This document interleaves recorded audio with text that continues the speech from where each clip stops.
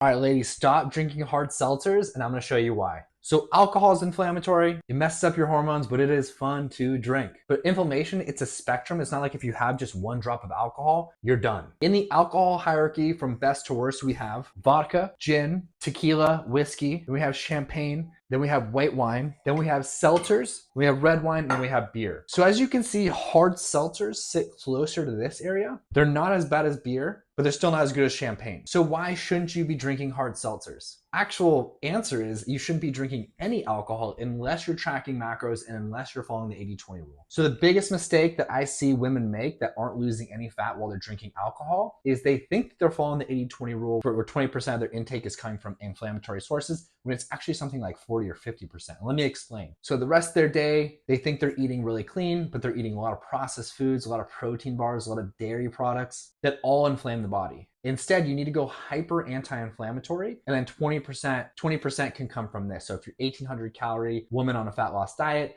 360 calories, which is basically almost 3.5 of these White Claws, can be the inflammatory sources. If you're not sure which foods are inflammatory, DM me anti-inflammatory and I'll send you my free anti-inflammatory food list.